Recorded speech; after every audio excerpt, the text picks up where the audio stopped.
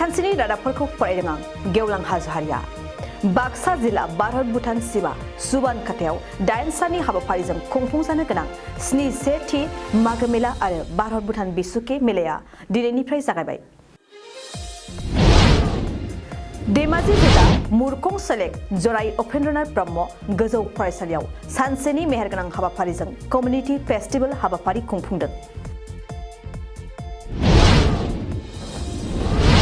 महेन्द्र नारायण चौधुरी बरपेटा फरायसालिमानि जुल'जि बिफाननि प्रफेसर रुनु सरगयारीजों लिरजानाय मन हेरिडय एसामिस खन्थाइ बिजाबा दिनै बेखेवजाबाय।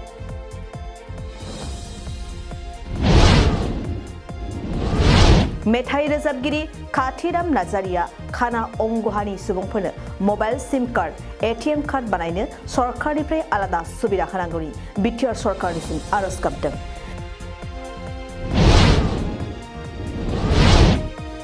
चिरांनि मुंदांखा हाग्रामा दालाङाव सेथि खेब आइ रिभार मागो दमासि फोरबो खुंफुंदों। बे फोरबोआ दिनैनिफ्राय जागायनानै बोहैथि दाननि 2 खालारसिम खुंफुंजागोन। चिराङाव गोनोखोआरि आदबजों बेरे फिसिनायनि सायाव सरकारनि गोदै जांख्रिथाय मावथांखिनि जोहै जिल्लायारि थाखोनि सावरायमेल हाबाफारि खुंफुंदों। धेमाजि जिल्ला सिमेन्ट सापरि सानथामनि हाबाफारिजों खुंफुंजानाय दुलाराय बर' आइजो अनसाय आफाद आरो दुलाराय बर' हारिमु आफादनि जथुम्मानि गेवलां मेलाव बिटिआरनि गाहाय मावफुं सोद्रोमा प्रमद बर'आ बाहागो लाहैदों।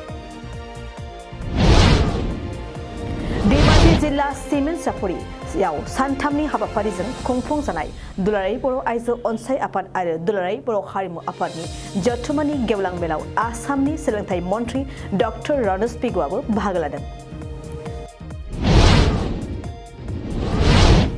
चिरांनि बिजनी बलामगुरि दैजिरि गेवलां फोथाराव इउनाइटेड फराम अफ एक्स एनडिएफबिआ सेथि सावरायमेलजों लोगोसे मागो दमासि फोरबो फालिदों। बाक्सानि बरमा मेदागान गेरुवापारा गामिनि सुरजित देउरिया इन्डोनेसिया हादराव जानाय mister Asia world wide universe 2023 बादायलायनायाव सेथि बान्था आवग्रिनो हादों। दिनै सानसेनि रादाबफोरा एसेनोसै। गोजोन्थों। नोंथाङा सानाय सुनाय बेरामनि जेंनायाव गोग्लैदों नामा? जुदि नोंथाङा सानाय सुनाय दंब्ला जिंगासिनांगौ गैया।